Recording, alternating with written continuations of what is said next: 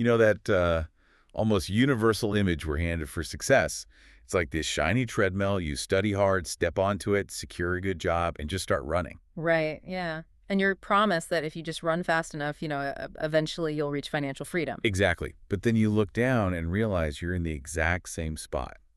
So today we're doing a deep dive into Robert Kiyosaki's Rich Dad, Poor Dad to look at why this happens. And the core argument here is just wild. It really is. Okay, let's unpack this. It claims the problem isn't the size of your paycheck, it's actually your psychology. Yeah, and what's fascinating here is how the educational system primes us Yeah. for that exact treadmill. I mean, we're trained to be excellent employees, right? To work for money. Always working for money. Exactly.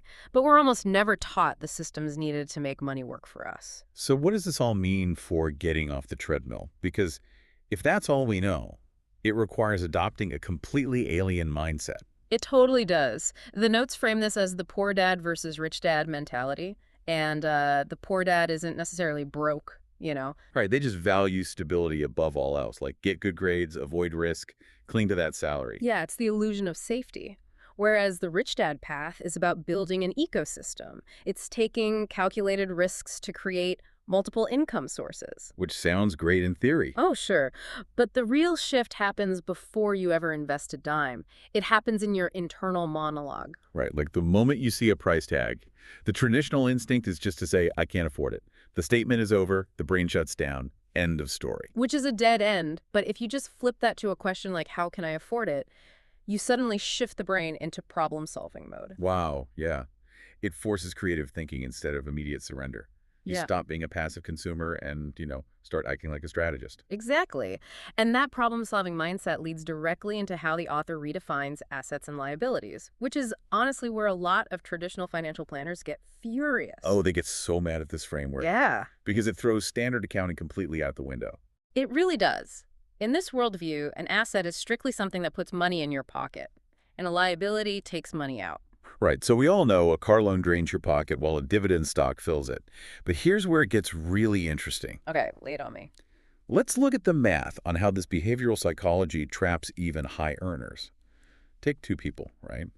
They both make $100,000 a year. A solid income. Yeah, but person A scales up their lifestyle, so they get a bigger mortgage, maybe a luxury car on finance. Classic trap. Exactly. While person B lives below their means and funnels the surplus into a side business or investments, same exact income, but completely different cash flows. Person B's money is essentially hiring itself out to do more work while they sleep. That's a great way to put it. But I have to push back here for a second.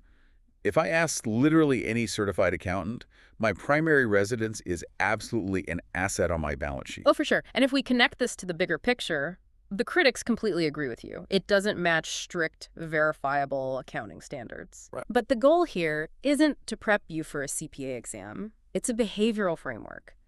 It's designed to keep you obsessively focused on acquiring things that generate cash.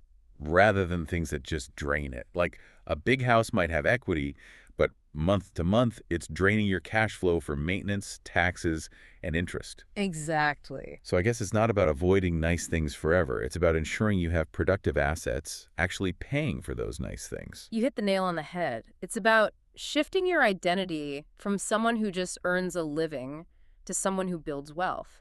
You have to start thinking like an owner.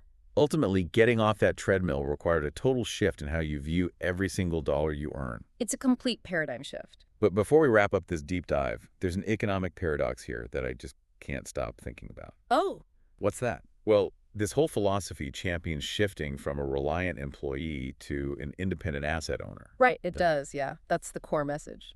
But if everyone successfully adopts this mindset, and absolutely everyone refuses to work for a paycheck, who is left to actually staff and run the businesses generating all those assets? Wow, yeah.